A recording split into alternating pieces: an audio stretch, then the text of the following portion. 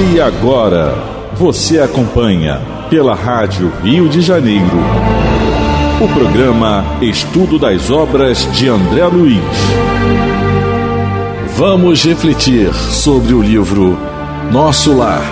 Produção e apresentação, Tereza Cristina e Marco Antônio.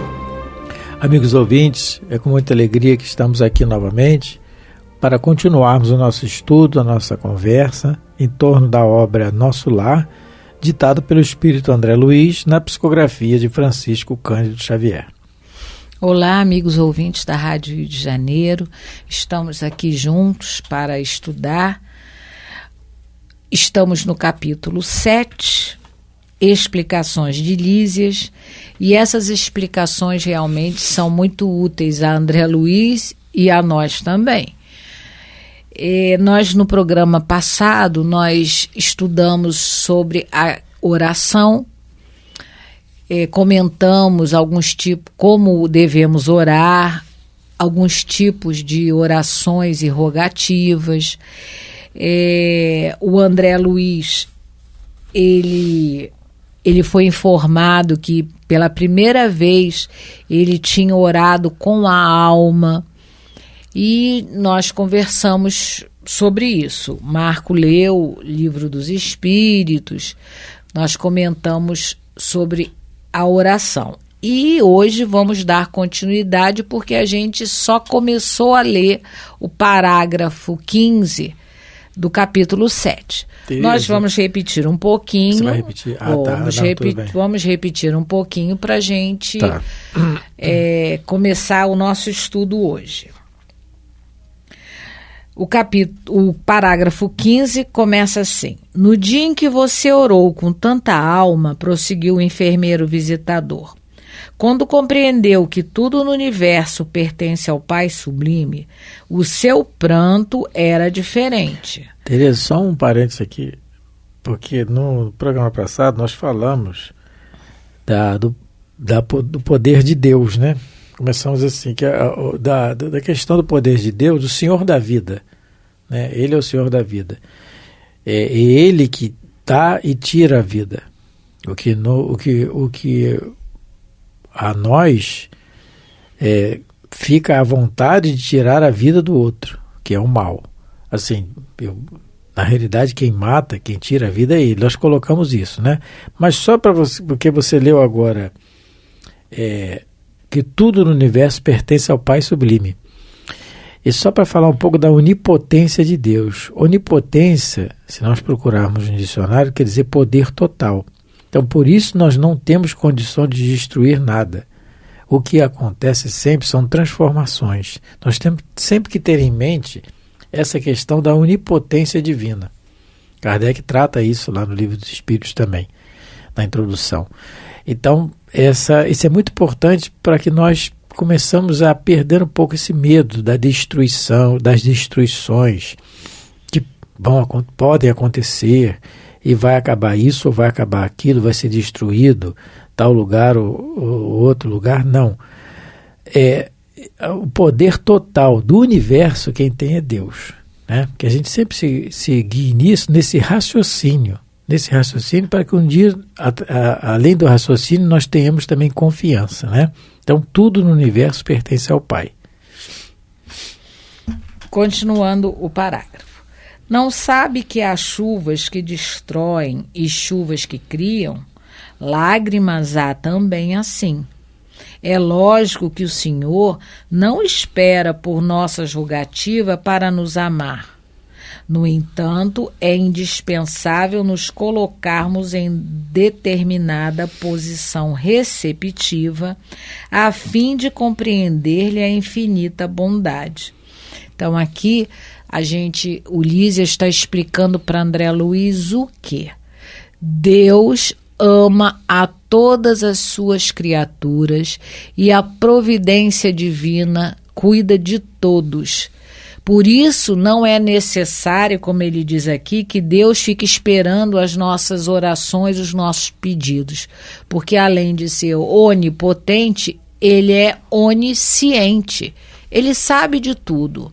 A diferença que existe quando a gente abre o nosso coração a Deus é a gente começar a perceber os caminhos de Deus.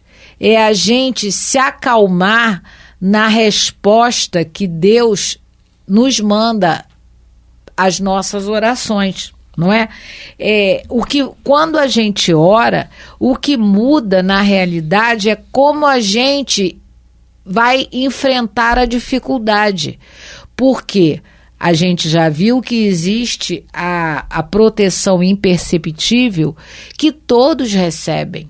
Então, como o André Luiz, como o Lísia está explicando o André Luiz, Deus sabe de tudo, mas quando a gente ora, a gente fica receptivo à resposta que chega. Ora a gente fica mais calmo. Quando ora com sinceridade. Realmente, Aí a gente fica mais calmo, mais receptível a essa resposta que vem. Isso que a Teresa está falando, é a questão da sintonia que nós colocamos também no programa passado. Para criarmos essa sintonia. E criar sintonia com a divindade é criar sintonia com aquele amigo espiritual que está nos velando desde o início da encarnação. É o nosso guia espiritual. É criar sintonia também com o nosso anjo da guarda, que é um espírito mais superior ainda, que toma conta de várias pessoas também. E criar sintonia também com nosso Senhor Jesus, criar com Deus. Então, é uma sintonia total. Mas para isso, nós precisamos nos impregnar realmente da vontade divina. Porque não adianta só orar por orar, não é? É o que nós falamos. Porque na dor, como nós falamos no livro Entre a Terra e o Céu, a Evelina, ela orou com fervor para a mãezinha dela, mas a oração não se perdeu.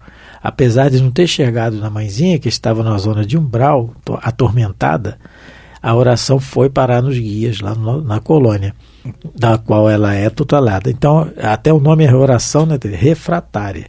Então, a oração é fundamental, ela é em nossas vidas. Isso.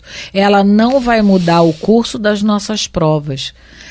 A oração, ela não vai mudar o que nós precisaremos passar para evoluir, mas vai nos ajudar a receber a lição, a passar por ela com mais tranquilidade. Então, o tempo, o que a gente vai entender daí? Que o tempo de Deus é diferente do nosso. Nós somos muito imediatistas. E Deus, a visão de Deus, de Jesus e dos bons espíritos, é uma visão não imediatista, é uma visão de eternidade.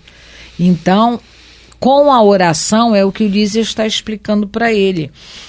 A oração não vai mudar os desígnios de Deus sobre você, mas vai te fazer ficar mais receptível a esses desígnios.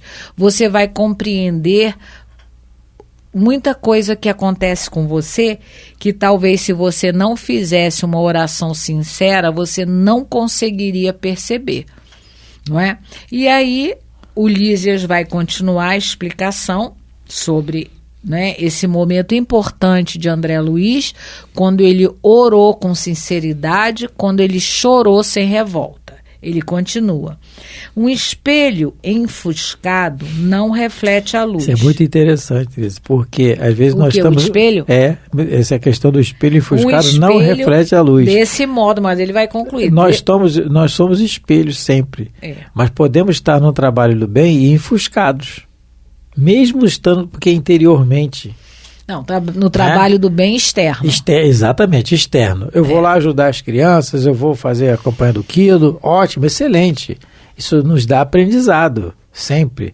Mas por dentro, às vezes, a gente não está bem e está enfuscado. Não é? Um espelho enfuscado, quer dizer, ele disse que o André Luiz era como um espelho enfuscado, que ele recebia a providência divina, a ajuda, mas ele não estava totalmente embaçado, ele não refletia. É como o sol, né? Na realidade, a providência divina é como o sol. O sol tanto ilumina uma catedral, uma igreja, um centro espírita, como ele ilumina um antro de bandidos. A providência divina é igual. Ela é para todos. A gente não pode esquecer disso, nunca. Então, mas quando a gente está muito no desespero, a gente não consegue refletir na gente essa providência divina, esse amor divino, essa resposta divina, porque a gente está, no caso, não é? A gente está enfuscado com o quê? Com os nossos pensamentos negativos, com a nossa tristeza. O André Luiz, ele não conseguiu perceber a ajuda divina que veio através do Clarencio e da própria mãe, porque ele estava ofuscado ou enfuscado, como está escrito aqui, pela tristeza, pela revolta, pela ingratidão, porque todas as vezes que nós nos revoltamos ou nos queixamos, nós estamos sendo ingratos, e isso aconteceu com ele. Ele estava tão cheio de ingratidão, de revolta, de queixa, de tristeza, que ele não conseguiu refletir a bondade divina, né? A resposta divina.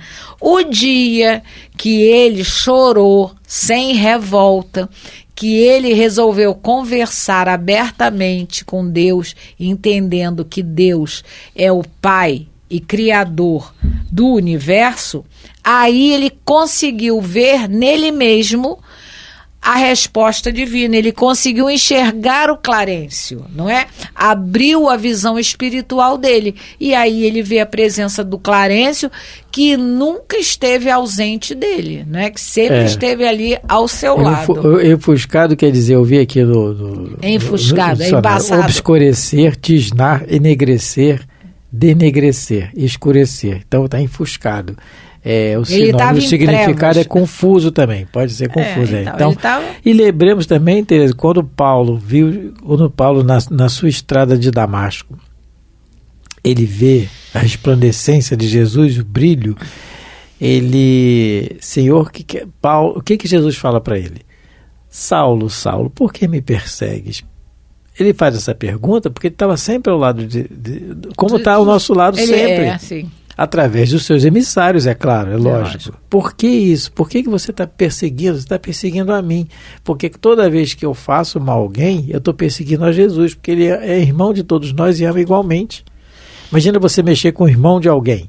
Você está mexendo com alguém. Não mexe com o meu irmão. Antigamente tinha isso. Antigamente não tem. No meu tempo, antigamente do meu tempo. Mexe com o meu irmão, não, que vai ver comigo, né? Então, é assim, é o nosso irmão. Né? Na evangelização, uma musiquinha para escrever: Jesus é nosso irmão porque também é filho de Deus, e por saber muito mais que nós, ele é o nosso mestre. Tem uma música, eu não vou cantar por falta de caridade, né? Verdade, com vocês. Mas é muito bonito. Então é isso, ele é nosso irmão, não é? Isso. Ele é nosso irmão maior experiente. Então, toda vez que nós façamos alguma coisa, estivermos enfuscado, o nosso espírito estiver embaçado, a gente reflita nisso aqui que ele está falando. Desse modo, o Pai não precisa de nossas penitências, mas convenhamos que as penitências prestam ótimos serviços a nós mesmos. Muito interessante o que Lísia está dizendo para ele. Porque muitos de nós achamos que se a gente fizer promessa para Deus, que não vai comer carne, que não vai falar mal do vizinho, que não vai, que não vai jogar, que não vai beber. As promessas que a gente acha que tem que fazer, acha que vai agradar a Deus e que Deus vai nos atender. Mas, por conta dessas promessas, olha, isso cai por terra. Porque Deus nos ama, Deus nos atende o tempo todo, Deus está conosco o tempo todo. Mas olha o que ele diz: a penitência é bom para quem faz. Porque na realidade, se eu vou falar assim: Deus, se o Senhor me ajudar, eu vou deixar de fazer fofoca. Isso vai ajudar Deus em quê? Vai ajudar a gente, é como ele diz, vai ajudar a gente, que vai deixar de ser uma pessoa maledicente. Mas aí ele manda a irmã dor, não é? para nos disciplinar. E não, aí, mas através então, da a dor, própria penitência, para alguns, já é uma dor muito grande. Não é? Na realidade, a penitência, o que ela ensina para gente? Um pouco de disciplina, porque para você deixar de falar mal dos outros, se você fizer essa promessa, que é uma promessa muito boa, porque promessa de coisas materiais, essa então a gente nem vai comentar. Porque para que Deus precisa de vela? Para que Deus precisa de flor? Ele é dono de tudo. Ele é dono. A gente não se esqueça disso. A gente não precisa oferecer nada para ele, a não ser a melhoria do nosso comportamento. Isso a gente pode oferecer sem querer, a ele, pessoal, né? A Teresa está falando a questão de acender a vela, sem querer criticar quem o faz ainda com a intenção de coração. Porque muitas vezes as pessoas, nós já temos o conhecimento do Espiritismo, temos a literatura toda em nosso raciocínio, o Livro dos Espíritos, a obra básica, André Luiz e tudo, mas na hora de orar o nosso comportamento, às vezes na casa espírita é outro, é a impaciência, aquele lugar é meu, ninguém senta ali, não é? Porque quem é você para sentar no meu lugar? Dá licença que o meu lugar é aqui. Por que você... Por que ele fala mais com você do que comigo? Essas coisas. Os milindres. Então, o que adianta não acender a vela e fazer esse milindre? Antes acenda a vela grande, compra uma vela de 10 metros, mas com sentimento. Porque realmente, isso aí que nós aprendemos, é o jardim de infância que nós estivemos falando, que nós já saímos dele. Não há necessidade disso. O raciocínio nosso já mudou, porque é muito mais fácil acender uma vela do que mudar o comportamento. Mas se o irmão está numa denominação religiosa em que ele gosta de acender a vela, prática, mas o sentimento, às vezes a pessoa que tem a renúncia como característica de vida, no seu dia a dia, sabe lá o que passa dentro de casa e acende a velinha, tem o oratório em casa. Tudo bem, não é isso que nós estamos falando. Não, nós estamos falando até porque existem espíritas que têm esse comportamento. Nós estamos aqui, isso, uma rádio espírita, nós estamos estudando uma obra espírita e nós às vezes observamos que companheiros espíritas, eles têm às vezes o comportamento de acender vela, de flor, de cristal, de bichinho, de planta.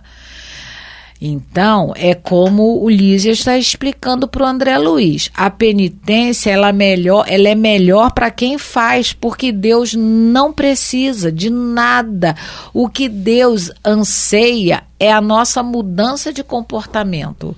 Então, claro que se as pessoas que frequentam outras religiões e que ainda entendem a adoração através de coisas materiais, nós não estamos falando para elas, né? Nós estamos falando para os espíritas que muitas das vezes ainda concebem esse comportamento equivocado de achar que se deve adorar a Deus e se deve barganhar com a divindade, né? O Divaldo conta uma história já bem antiga, de uma reunião mediúnica e nessa reunião mediúnica o espírito incorporou no médium e na hora de acabar a reunião e encerrar, o espírito não queria sair de jeito nenhum. E aí, acho que foi na emoção do caminho, se não me engano, foi. E aí o Divaldo e o espírito, essa questão de, você falou, de acender vela, essas coisas que a gente acredita, né? Essas promessas, o espírito só conseguiu tirar o espírito dali, né, voluntariamente, falando para ele assim: plasmaram a espada de São Jorge, que eu bater nele com a espada de São Jorge. E aí ele foi embora. Então o espírito, o Divaldo conta isso. Então, a pessoa desencarnou com aquela ideia e prossegue com aquela ideia. Sim. Mas é uma questão de tempo para ele raciocinar diferente, não é? Isso. Então, o mais importante, né, dessa explicação de Lísias, tanto para o André Luiz quanto para nós, é que nós saibamos que Deus é um Pai amoroso, justo, onisciente, onipresente, que Ele sempre vai estar nos ajudando. A ajuda, nós também aprendemos aqui, não é? Que a ajuda, essa proteção, ela é imperceptível, mas ela existe e é eficaz, mas que depende do nosso comportamento, depende de como nós vamos nos sintonizar com Deus, com Jesus, com os nossos guias espirituais, para estarmos mais abertos a receber essas intuições, porque elas sempre chegam.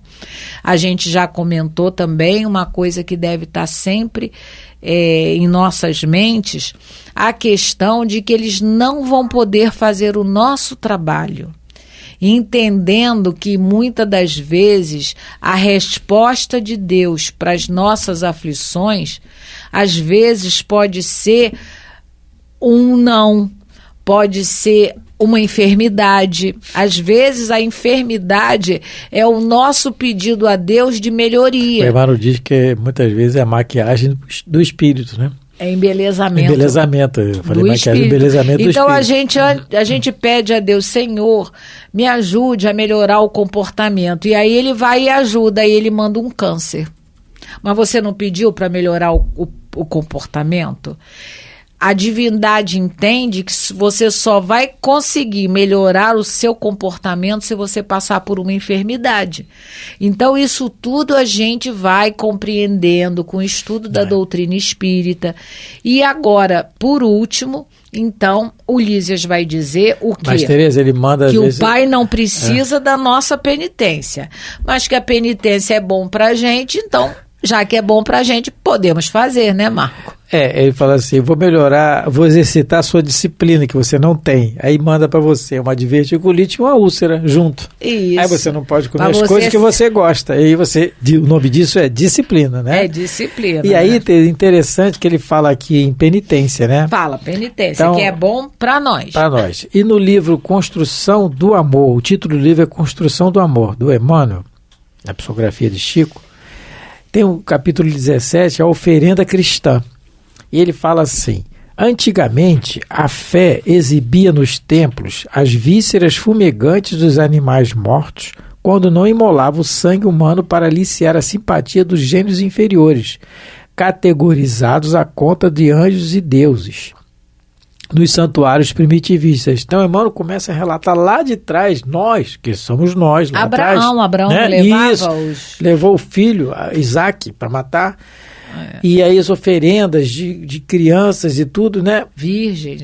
Isso, sempre existiu. Então, sempre existiu. Isso foi, os tempos foram passando, foram mudando as oferenças. Passou mais para os animais, nós vemos aí nos tempos romanos, no livro Há 2000 anos está bem relatado isso, 50 anos depois também, essas práticas. Até chegarmos hoje, graças a Deus, aí paramos de Jesus, quando nasceu, a mãe dele levou pombinha e levou cordeiro. pombinha, que era tradição. Era tradição. Só era que costume. Ele diz assim na página, gente, olha só. O discípulo do Evangelho é convidado a imolar a si mesmo. Olha a ideia como muda. Nas áreas da renúncia pelo bem dos semelhantes, a fim de que a terra se faça o templo do amor divino. Então, aí sim, imolar sim, mas a nós mesmos, mas não fazendo, não, que nós fizemos também, principalmente no período da Idade Média, né? Os açoites no próprio corpo, a autoflagelação, mas é imolar a si mesmo no sentido da renúncia pelo bem dos semelhantes. Parar de fazer fofoca. Ver a felicidade do outro, renunciar àquilo que você quer para que o outro seja feliz. Aí sim, aí a Terra vai se fazer o templo do amor divino, que é o futuro do planeta, não é? Essa penitência é bem útil. Essa é bem útil, essa sim é bem útil. Então está no livro Oferenda Cristã. A página é longa, mas é muito boa sim, tá? Que com Cristo não mais oblatas de sangue e lágrimas, nem dádivas de prata e ouro. Jesus não precisa disso. Não é? Muito menos Deus, né? Muito menos Deus. Que é o dono de tudo, a gente não pode se esquecer disso, né? Então, meus irmãos, vamos terminar por hoje o nosso estudo, pedindo a Deus, a Jesus, que possa continuar nos abençoando, nos amparando através desses espíritos de luz e que também nós possamos meditar nas lições que estudamos e tentar praticá-las, porque esse é o objetivo maior desse nosso estudo, tentar praticar ou pelo menos meditar nesses novos ensinamentos e novos conceitos. Muita paz a todos. Mais uma vez não terminamos o parágrafo, mas muita paz a todos. Muito obrigado pela atenção, pela paciência. Que Jesus nos abençoe sempre. A Rádio Rio de Janeiro apresentou o programa Estudo das Obras de André Luiz. Produção e apresentação, Tereza Cristina e Marco Antônio.